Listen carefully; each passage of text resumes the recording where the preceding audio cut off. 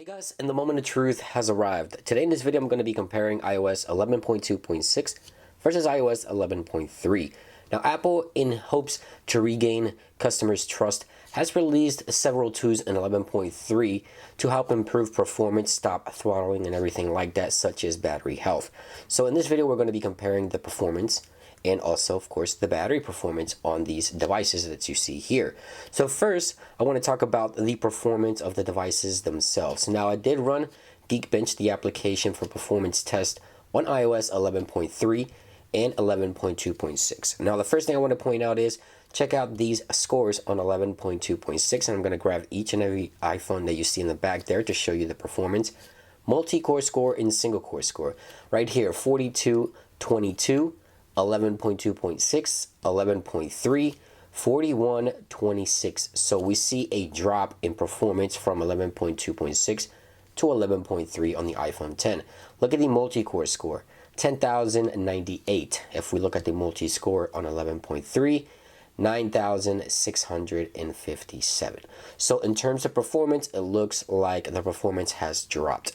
And this stays consistent throughout all platforms or all devices. So we see here the iPhone 6. Let's go ahead and take a look at 11.2.6. We have 1552 single core.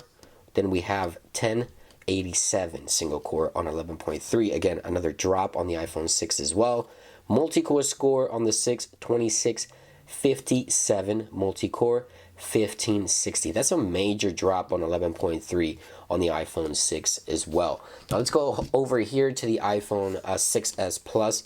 And again, it translates to all devices. Right here, single core score 2544, 2341 on 11.3, multi-core 4425, again, drop again 3074 on 11.3 iPhone 6s. So we also have the iPhone 7 here. Let's go ahead and take a look at that. We have the single core score 3548, 3099 single core score, again another drop on 11.3. 5962 multi-core score to 3475 on 11.3. Definitely not looking good. Now, I did want to point out that the new battery health feature here will let me know if my device is being throttled. And no, it is not. So that means the performance is still lower, even though the battery capacity is still at peak, and it's not being throttled according to Apple on 11.3. But anyway, let's go ahead and continue here and show you the iPhone 8. So we have the iPhone 8 here. Let's go ahead and take a look at these scores here. So again, 11.2.6. Right here it is. Single core score 4225. 11.3, 4096. Another drop. Major drop on multi-core score. 10,307 on 11.2.6 to a massive drop on 11.3 to 8894.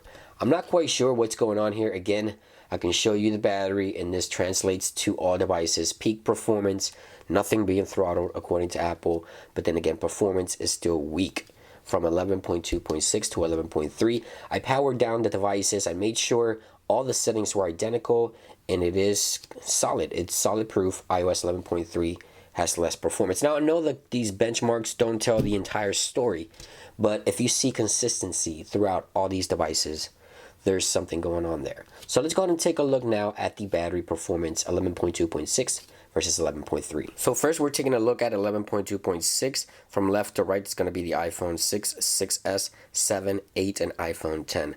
So the iPhone 6 died at 5 hours and 30 minutes. The iPhone 6s died at 4 hours and 35 minutes. The iPhone 7 died at 5 hours and 25. The iPhone 8 with 5 hours and 40 minutes. And then the iPhone 10, which is always the best performance, 7:26. So 7 hours and 26 minutes. So very impressive. Okay, so here's iOS 11.3. Again, the iPhone 6 died at 5 hours and 42 minutes. That's approximately an additional 10 minutes of extra on-screen time. Nothing drastic. The 6s, 4 hours and 40 minutes. No changes there. The iPhone 7 we have 5 hours and 32 minutes, which gives us approximately 10 to 15 minutes of extra on-screen time.